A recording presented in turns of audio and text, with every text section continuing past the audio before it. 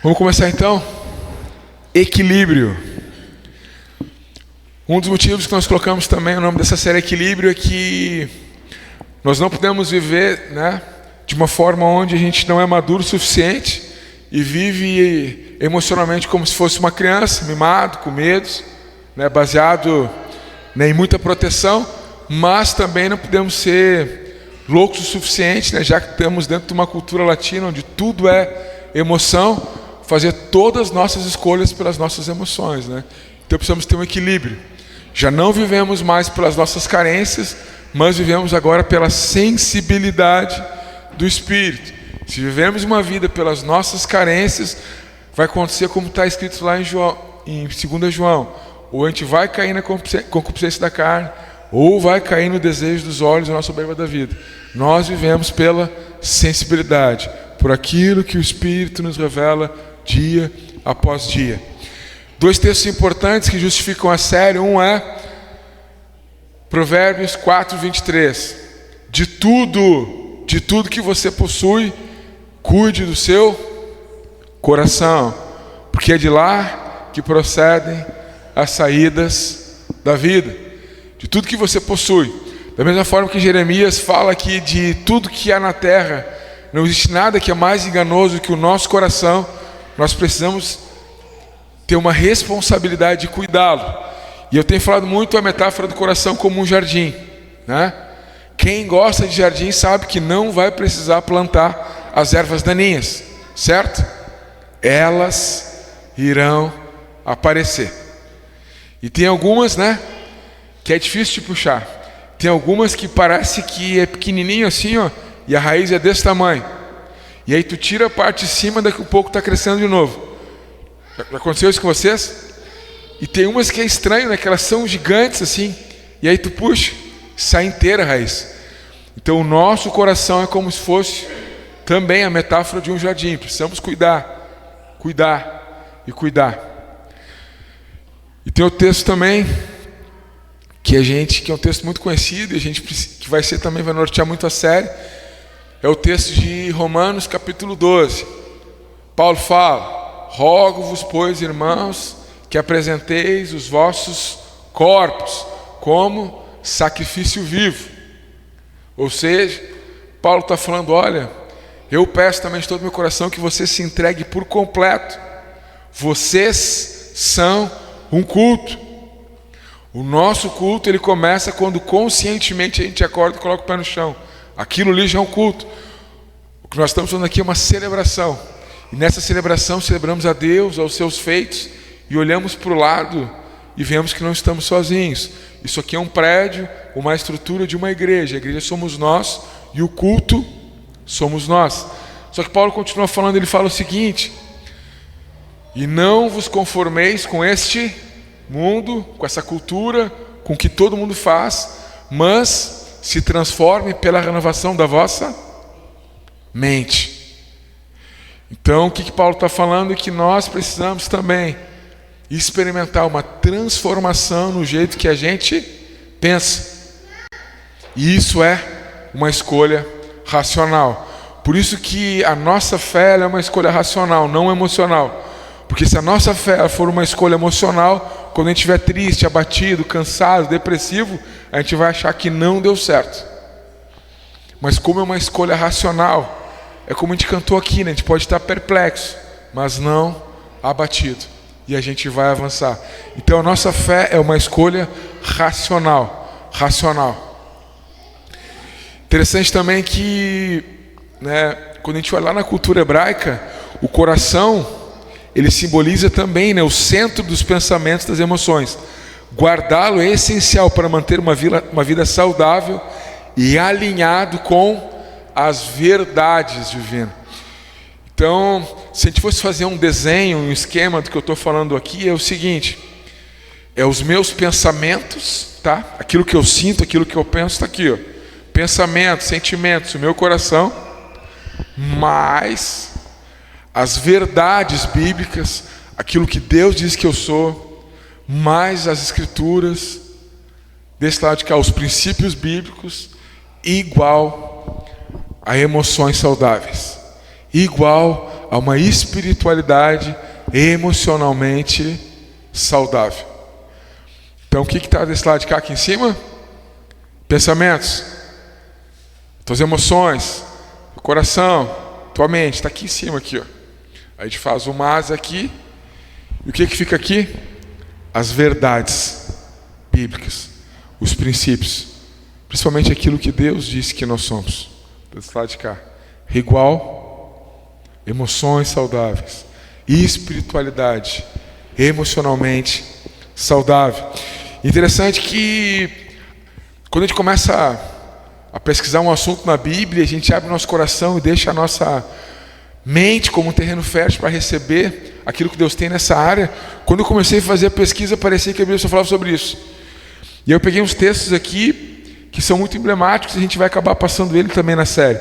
Isaías 26:3 fala: Tu, Senhor, guardarás em paz aquele cujo propósito está firme, porque em ti confia.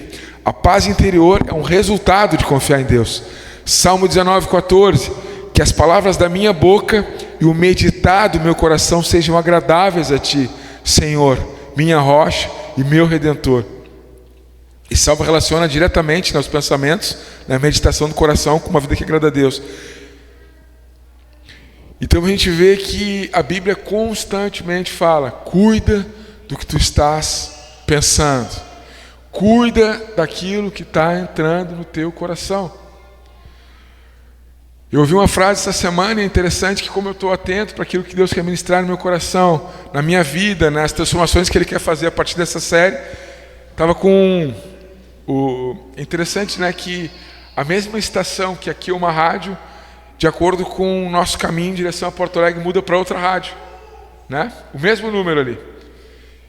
E estava uma pessoa pregando. Aqui é uma rádio de notícia, e aí no caminho virou uma rádio católica, e eu tinha alguém pregando. A mesma Gazeta aqui, no caminho é uma rádio, esqueci o nome. E eu estou pesquisando, estou pedindo para Deus, né, falar sobre emoções, e aparece uma mulher pregando. E essa mulher falou que os nossos ouvidos são como um microfone para a nossa alma. Profundo isso, né? Que muito daquilo que nós ouvimos chega até a nossa alma. A gente consegue fechar muitas vezes os olhos para alguma coisa que a gente não quer ver, não quer sentir frio. O que a gente faz? Bota uma roupa, né? Então muitos dos nossos sentidos nós conseguimos esconder ou livrá-los, né, da sensação que a gente quer, mas os nossos ouvidos têm sido também um microfone e a nossa alma tem escutado. E muitas das coisas que têm entrado nos nossos ouvidos, muitas das coisas que a gente tem visto, tem influenciado o nosso jeito de pensar. Tem um texto em Filipenses, capítulo 4, versículo 8, que nos ajuda a entender bastante assim, aonde que a gente precisa chegar com essa série. Está escrito assim, Filipenses 4:8: Finalmente, irmãos, tudo que é verdadeiro, tudo que é nobre, tudo que é correto, tudo que é puro, tudo que é amável, tudo que é de boa fama, se houver algo de excelente ou digno de louvor, pensem nessas coisas. Paulo encoraja os crentes a focarem o pensamento nessas coisas. Colossenses 3, versículo 2: mantenha o pensamento nas coisas do alto e não nas coisas terrenas. Focar o pensamento, né, nas verdades espirituais. Efésios capítulo 4, versículo 22 e 24 diz assim: quanto à antiga maneira de viver, vocês foram ensinados a despir-se do velho homem, que se corrompe por desejos enganosos, a serem renovados no seu modo de pensar, e a revestir-se do novo homem, criado para ser semelhante a Deus em justiça e em santidade, provenientes da verdade. Então, quando a gente começa a ler a palavra, a gente percebe que em muitos momentos Deus está nos encorajando a criar um novo jeito de pensar, um novo jeito de sentir as coisas. Faz sentido para vocês? Em todo tempo Deus está dizendo: há uma correlação do jeito que você pensa para o jeito que você sente. E se você sente tudo errado, possivelmente a tua fé, a tua espiritualidade, ela, de alguma forma, ela vai ser corrompida. Nós sabemos, está lá, escrito em Lucas capítulo 8, quando Jesus fala sobre uma metáfora de alguém que joga sementes em diversos lugares, ele fala que tem uma semente que cai em um lugar pedregoso e ela não produz raízes. E o que acontece? Satanás vai lá e arranca. Então o jeito que nós pensamos, que nós sentimos, também é um jeito de enraizar as verdades de Deus dentro da gente. 2 Coríntios 10:5 fala: destruímos argumentos e toda pretensão que se levanta contra o conhecimento de Deus e levamos cativo todo pensamento para torná-lo obediente a Cristo. Então é um treinamento também. É um treinamento. A gente conseguir fazer com que os nossos pensamentos, eles fiquem cativos por Jesus.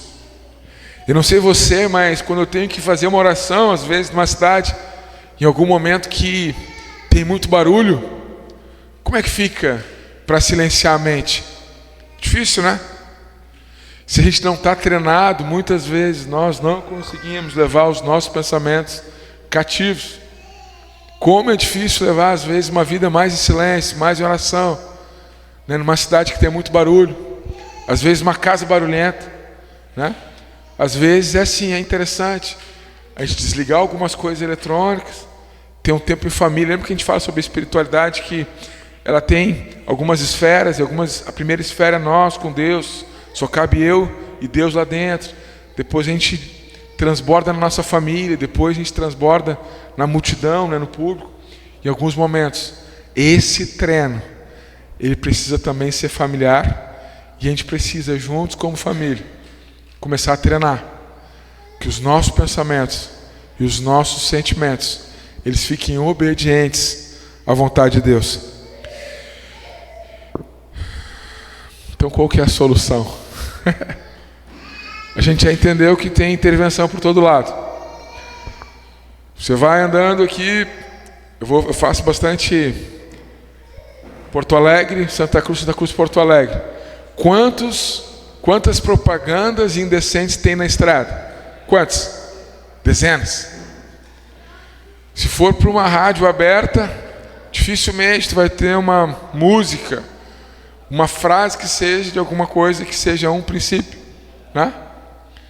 Tu vai nos lugares, eu até te digo, se tu frequenta muitos lugares, nesses lugares, em nenhum momento nas rodas de conversa as pessoas falam sobre família, sobre espiritualidade, cara, muda, ou você seja uma nova voz nessas rodas.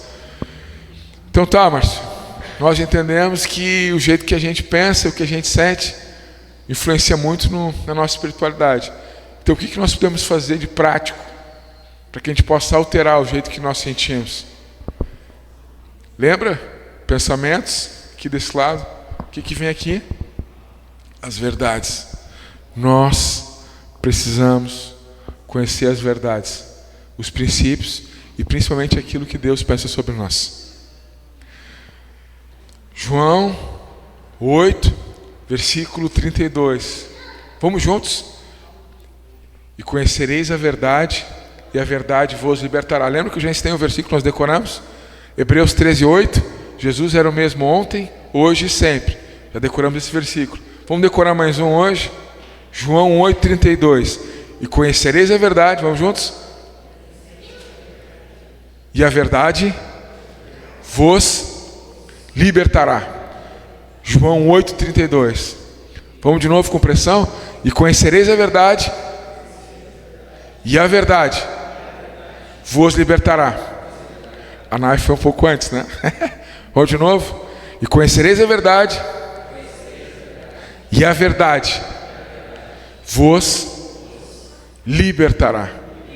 João, capítulo 8, versículo 32. Quem é a verdade? Jesus disse: eu sou o caminho, a verdade e a vida. Então, se nós não conhecemos a verdade, em algum momento a gente vai ficar sequestrado em alguma mentalidade, em algum sentimento, em alguma emoção. Daqui a pouco estamos medicados, acamados, e daqui a pouco nós estamos distante de quem nós éramos para estar perto, e estaremos também distante de Deus. Então nós precisamos conhecer a verdade, aplicá-la para que as nossas emoções, para que a nossa vida espiritual ela se desenvolva com boas raízes, produzindo frutos, muitos frutos, e frutos que permaneçam. Então, eu quero trazer para vocês algumas declarações, tá? De quem nós somos.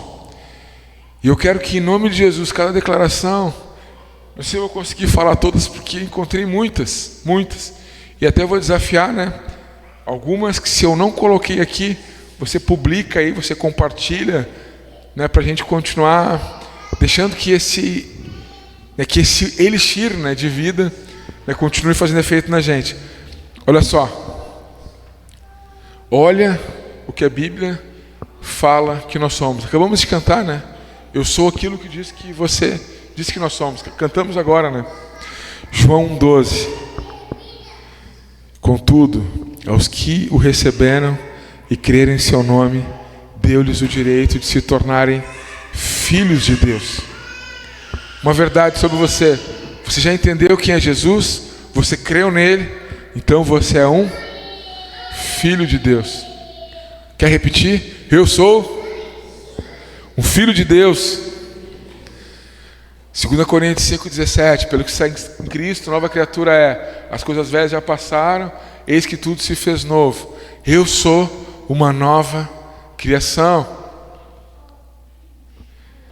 João 3,1. Veja como é grande o amor que o Pai nos concedeu, sermos chamados filhos de Deus, o que de fato somos. Eu sou amado de Deus. Você é amado de Deus. São coisas desse tipo que precisam ficar permeando na nossa mente. Se essas coisas elas não ficarem grudadas nos nossos pensamentos, daqui a pouco o nosso coração ele vai estar sendo defraudado nos seus sentimentos. Romanos 5,1. Tendo sido justificados pela fé, temos paz com Deus. Eu sou justificado e redimido. Você é justificado e redimido. 1 Coríntios 6,9. Eu sou templo do Espírito Santo. Deus podia ter escolhido qualquer lugar para ele morar, mas ele escolheu dentro de você para morar. Nós somos o templo do Espírito Santo. 2 Coríntios 5,20. Nós somos embaixadores de Cristo. O que é um embaixador? É aquele que representa seu país, seu rei na corte de outro, seu país em outro país, sua nação em outra nação. Deus podia ter escolhido qualquer coisa para representar ele, mas Deus escolheu eu e você para representá-lo. Você é um embaixador. Efésios 1, 4 e 5. Escolhido e predestinado. Romanos capítulo 8. Eu sou. Você é mais do que vencedor. Você é a luz do mundo, sal da terra, povo santo, nação eleita, concidadãos dos céus, feito à imagem e semelhança de Deus, escolhido, amado, reino de sacerdotes, amigos de Deus, povo especial, possuído por Deus, ovelhas do seu pasto, redimidos por Deus, povo de Deus, vaso nas mãos do olheiro, a menina nos olhos de Deus, povo que carrega o nome de Deus, herança de Deus, amados, protegidos, exemplos para nações, e por aí vai. É isso que Deus diz que nós somos. É essas verdades que nós precisamos ter na nossa mente para que os nossos sentimentos eles se organizem, os nossos pensamentos se organizem e as nossas emoções elas comecem a ficar organizadas, e a nossa fé ela vai pelo racional, é lealdade. É óbvio que se a minha mente está cheia dos princípios da verdade, é óbvio que eu vou sentir da maneira correta. Vai ser muito mais fácil ser leal. Faz sentido isso para vocês? Quem que arrepiou aqui quando eu comecei a falar? É bom arrepiar, né? Só que não vai ter arrepio todo dia.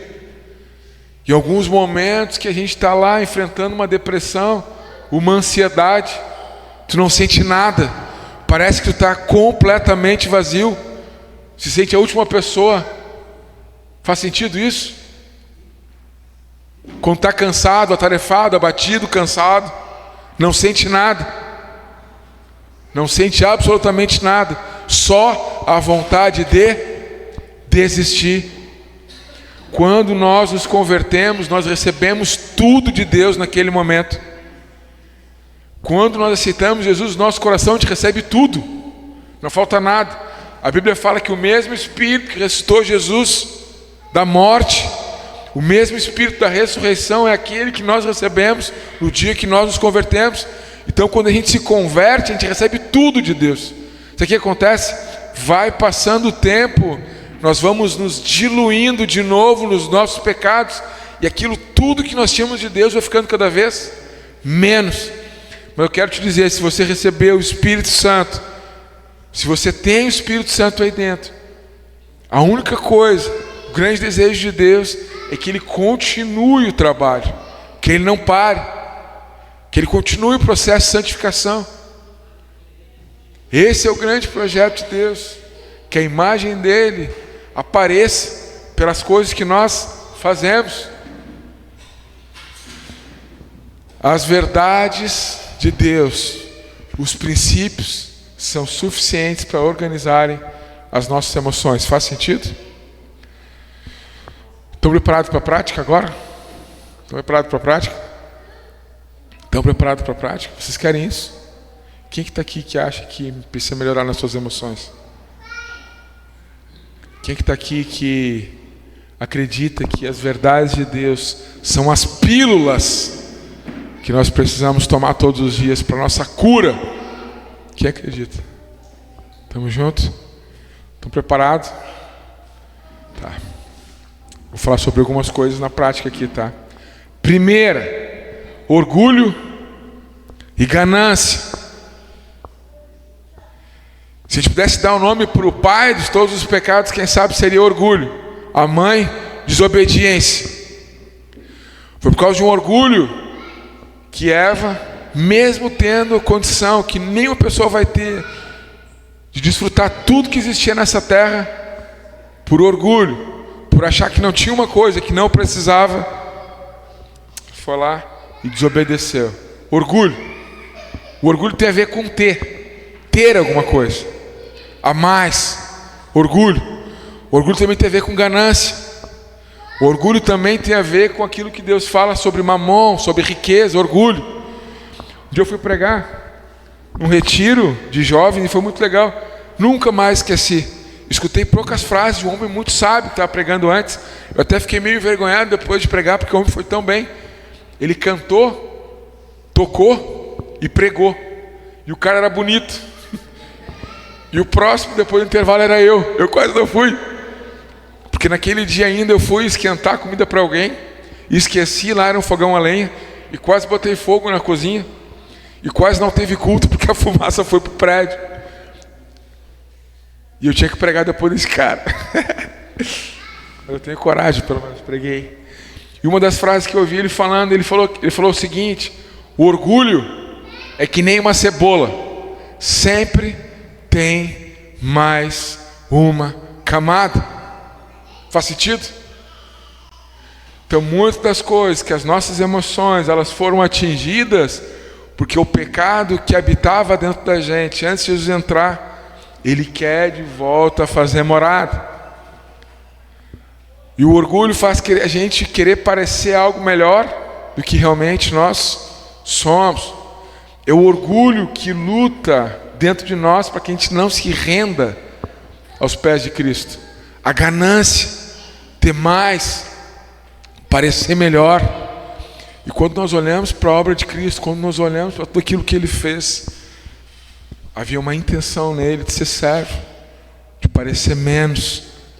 Nós cremos que as nossas vulnerabilidades nos aproximam. Eu quero te dizer, ninguém aguenta alguém que é bom o tempo inteiro por perto.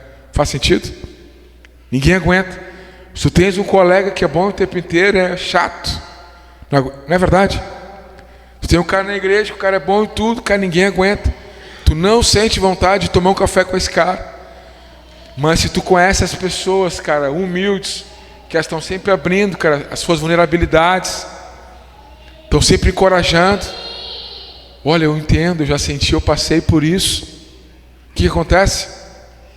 Aquilo nos aproxima e faz mais sentido sermos família. Orgulho. Se identifica com orgulho, quem sabe é uma das primeiras coisas que hoje aqui tem que começar um processo de cura. Isso é prático.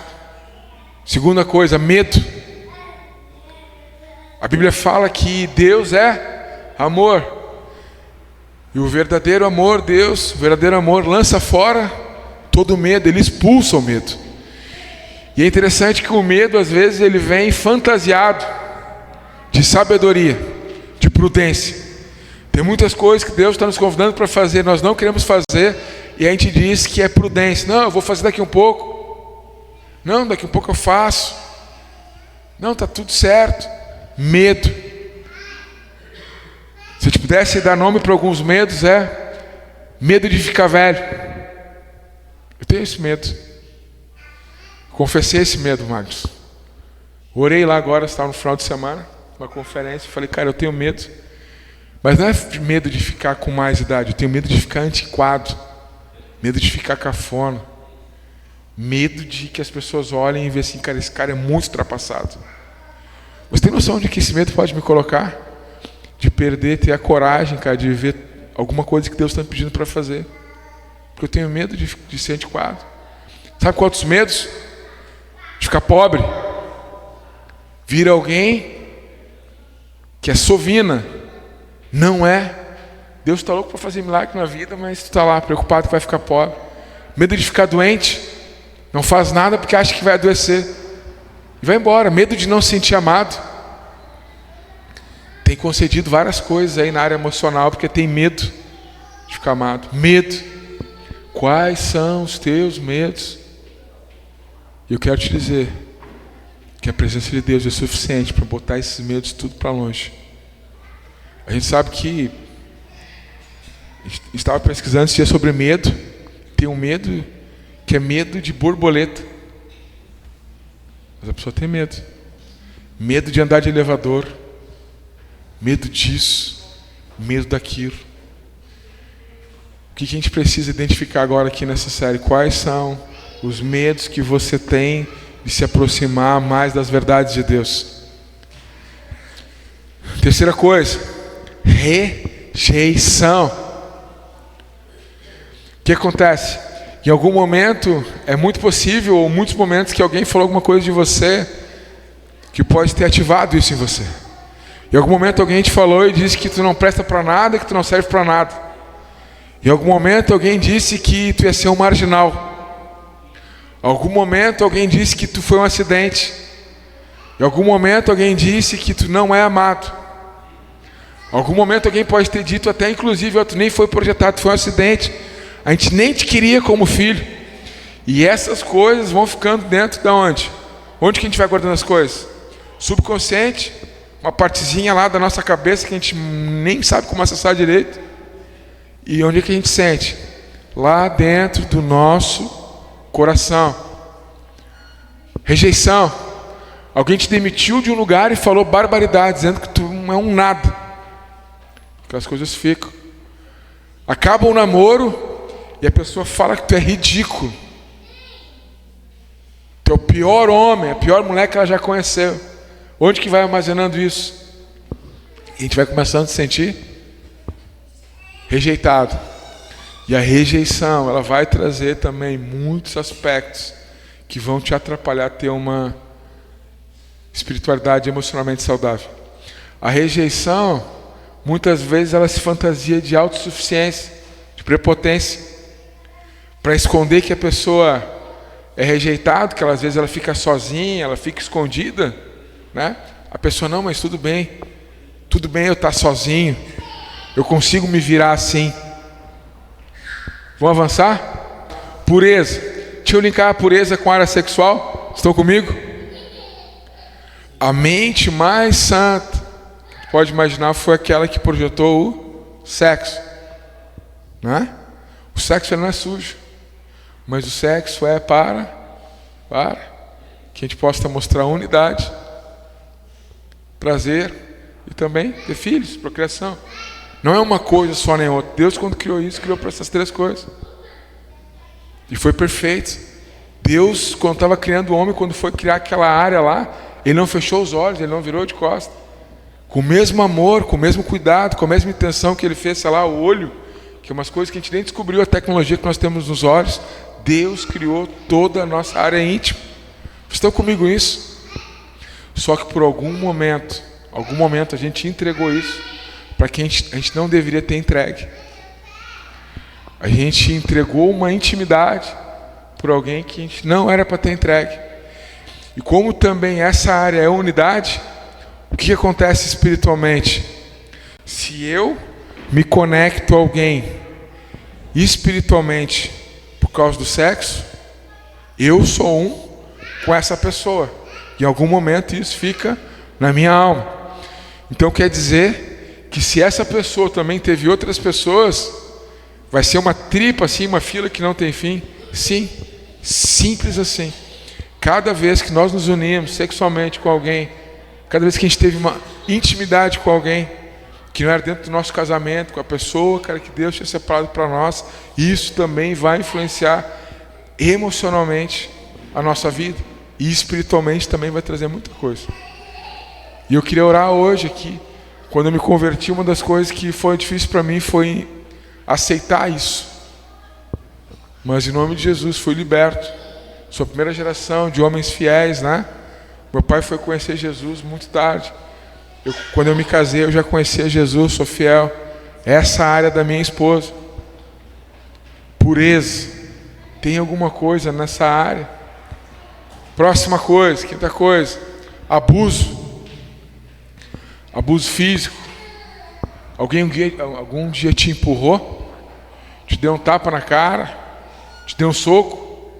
Você foi violentado fisicamente por alguém que tu amava? Alguém te deu um tapa? Um empurrão? Quem foi? Teu pai? Teu irmão mais velho? Você ainda sente aquilo? Isso foi abuso físico. Abuso verbal. Você foi xingado veementemente numa estação que não combinava. Essas palavras ainda ecoam aí no teu coração? Faz sentido isso que eu estou falando? Isso vai atrapalhar as tuas emoções, a tua espiritualidade. Abuso sexual. Alguém que, mal intencionado ou mais velho, tu nem sabia o que estava acontecendo, aquela pessoa foi lá e te abusou sexualmente. Espiritualmente, já foi abusado espiritualmente. Abuso espiritual é quando você é manipulado por algum líder, por algum pastor, por, sei lá, por alguma seita, por alguma coisa, onde lá nesse lugar as pessoas te manipulavam e você não tinha liberdade de ver o que você tinha que ver. Foi extorquido, mentiram para você, te traíram. Abuso espiritual acontece nos cenários de igreja. Eu quero dizer para vocês que eu já passei por todos esses. Sabe por quê? Porque a gente sabe o dia que nós perdemos a nossa inocência. Marca, qual foi o dia que Adão e Eva perderam a inocência? Por causa do orgulho, foi o dia que eles fizeram uma decisão conscientemente. Fui. Abuso físico. Apanhei indevidamente, um tapa na cabeça, de primo, de pai, familiar, de pessoas que eu amava. Verbal, então, olha, eu vou dizer uma coisa para vocês. Quando eu me converti, eu ouvi muita coisa. Nenhum pai queria deixar os filhos andar comigo. E muitos pais eu vi falando coisas absurdas de mim, dizendo: isso aí não vai dar certo, isso aí vai desistir. Isso é um perigo para os nossos filhos, ninguém deixa andar com esse cara. Esse cara é um problema, esse cara é um marginal, esse cara é um depravado. Abuso espiritual. Na minha adolescência eu fui abuso espiritual. Fui manipulado, muito manipulado. E aquilo foi suficiente para eu sair da igreja naquela época. Não estava convertido, era manipulado, fui embora. Mas eu quero te dizer que As verdades de Deus e Cristo é suficiente para que nenhum trauma fique. Nenhum trauma. E ontem eu fui tocado eu lembrei de algumas pessoas e eu orei pedindo para que Deus as abençoasse. Então essa minha emoção aqui não é de tristeza, não. Essa minha emoção aqui é de amor. Eu amo essas pessoas. Eu me converti, eu sou uma nova natureza.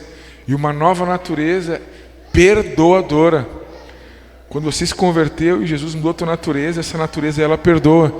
Se você não perdoar com essa natureza nova, você vai viver baseado nas suas fragilidades, nos seus traumas, nos seus complexos, rejeições, medos e por aí vai. Quem quer ver desse jeito? Eu não quero. Para fechar aqui, tá? Vergonha. Vergonha. Primeira coisa, primeiro resultado do pecado é vergonha. E quando a gente lê a palavra, a gente sabe que Deus foi intencional em colocar a palavra vergonha. Ele podia ter escolhido qualquer sentimento, qualquer outro sentimento ali para dizer que aquele sentimento ele não queria na terra. Ele não queria, não era a intenção dele. Mas a primeira coisa, depois do pecado as pessoas sentem culpadas de vergonha e se distanciam de Deus. Vergonha. Um dos abusos verbais que eu já ouvi aqui dizendo que eu sou uma vergonha. Eu não sou aquilo que eu faço, nem o que eu tenho, nem o que as pessoas dizem que eu sou. Eu sou um filho amado de Deus Altíssimo. Eu tive que ficar muito tempo falando isso para mim mesmo, para que a minha mente pudesse receber essas verdades e meu coração começasse um processo de cura. Cura. Você não é uma vergonha. E se você se sente culpado por alguma coisa que você fez, eu quero te dizer, nós vemos agora na era da graça. Romanos capítulo 8, versículo 1. Não há mais nenhuma condenação para quem está em Cristo Jesus. Estamos juntos nisso? Estamos juntos nisso? Qual que é a solução? Qual que é a solução? Vemos a parte prática. Se identificaram com alguma coisa? Identificou com algum orgulho aí? Se identificou com medo, rejeição, abuso, pureza, vergonha? Identificou com alguma coisa? João capítulo 10. Falamos isso aqui algumas semanas atrás, vida abundante. Jesus veio para que nós tivéssemos plenitude nessa vida, uma vida abundante. Abundante.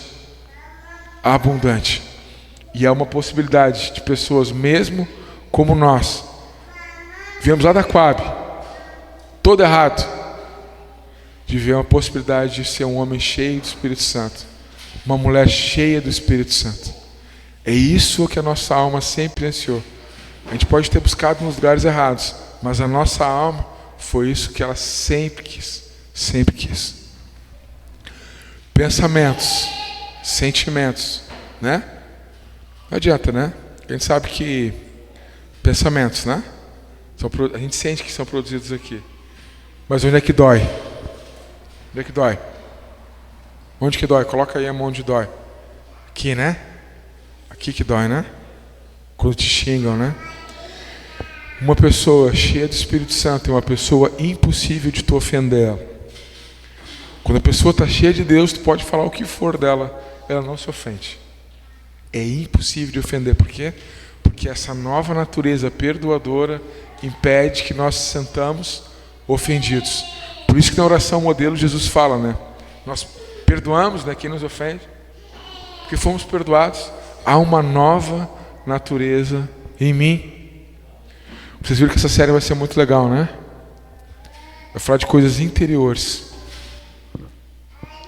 Quando nós não estamos com as nossas emoções cativas, nossos pensamentos, através do Espírito Santo, o que acontece? A gente vai se acostumando a usar máscaras. Nós não fomos criados para colocar máscara. Está lá, Paulo fala que quando Moisés ele subia para ter encontros com Deus, o que acontecia com o rosto de Moisés quando ele subia um monte e tinha encontros com Deus? O que acontecia? O rosto dele ficava brilhando. Sai um brilho lá, uma luz misteriosa. Eu não sei te explicar como, mas eu sei que acontecia. Era como se fosse uma lanterna. Sabe o que acontecia? Sabe o que eles faziam? Eles tinham que colocar um pano no rosto. As pessoas se assustavam. mas também elas percebiam quando o brilho ia desvanecendo. Então, se tem o pano, a gente não sabe se ele teve ou não um encontro com Deus. Paulo vai nos explicar isso depois, que nós não somos como Moisés, que coloca um pano sobre o rosto. Agora é o nosso momento, não como Moisés colocar um pano, mas é o nosso momento. Dificilmente alguém que está bem emocionalmente tem uma cara travada, certo ou não? Dá para ver muito no rosto, né? Da mesma forma que a Bíblia fala que a boca fala do que o coração está cheio, o nosso rosto também é uma matriz das nossas emoções. Como é que tu faz? Como é que tem gente que chora feio, né? Toda pessoa que não está acostumada a chorar, eu falo para a Nai, pai, eu acho que o cara não estava acostumado a chorar. Pai, o cara chorou muito feio. Tem gente que não sabe chorar. Tem gente que parece que está engasgado, né? Não está acostumado a chorar. E tem pessoa também que não está acostumada a sorrir, né? Quando sorrir é feio, né? Até assusta, né? Faz sentido que o nosso rosto também, ele é um pouco da matriz do que está dentro da gente. Faz sentido, seu Paulo? Que o nosso rosto... Vou dizer uma coisa para vocês. Eu, quando estou sério não, quando eu estou em repouso, o meu rosto, ele naturalmente, ó, parece aquela boca que vem para baixo, quando a gente faz aquelas caricaturas, né? É para baixo, o meu olho é para baixo. O meu filho vai ter essa luta aí também. Você viu no Judá, né? O Judá parece que está bravo. Ele nem sabe ainda o que é emoção direito, só sabe chorar. Mas ele tem uma fisionomia que parece que ele está bravo. Tem como estar bravo? O inocente daqueles ali, com a pureza que tem, não. Só que o rosto é uma luta. É uma luta. É uma luta. Mas eu creio que em nome de Jesus, Deus vai transformar as nossas emoções e nós vamos ser as pessoas simpáticas. O nosso sorriso vai ser o nosso brilho, que nós vamos abençoar essa cidade. Nós não vamos mais nos mover conforme esse mundo. Alguém me dá um tapa, eu dou outro. Não, a gente vai oferecer outro lado. Me rouba, eu roubo. Não. O Mano esses dias falou aqui, né? Existem 3 jeitos de você levar a sua vida. Um é, se alguém te faz o bem, tu faz o bem. Se alguém te faz o mal, tu faz o mal. Isso é natural. Ou pode ser um jeito diabólico. As pessoas te fazem o bem e tu vai lá e faz o mal. Diabólico. Sabe qual que é o jeito divino? É as pessoas te fazem o mal e você entrega o bem. Presta atenção no que eu vou te dizer aqui. Não é fazendo o correto que nós vencemos o mal. É fazendo o bem. Correto não vence mal. Quem vence é o bem. E você precisa estar bem emocionalmente para ser uma resposta na vida das pessoas. Quero chamar aqui para frente. Eu achei muito legal que a gente veio bem aqui para frente aqui na semana passada, né? Eu queria orar aqui. E se tem alguém que entendeu que está com algum medo aí de crescer, né? Um medo está atrapalhando naquilo que Deus tem para a tua vida. Rejeição, depressão, ansiedade. Se vê alguma frase aí que tu lembra que a tua mãe te falou, o teu pai, alguém que tu ama ficou lá. Rejeição, pureza, se sente impuro, né? Sente que alguma coisa afetou sexualmente. Abuso, foi abusado, abusou alguém. Então eu queria que a gente pudesse começar essa série nesse tom, assim já, né? Bem profundo.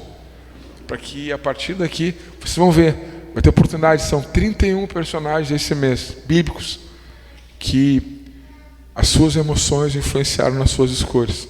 Como isso é sério. Vamos orar junto? A gente pode vir aqui para frente? Vamos juntos aqui, todos orar?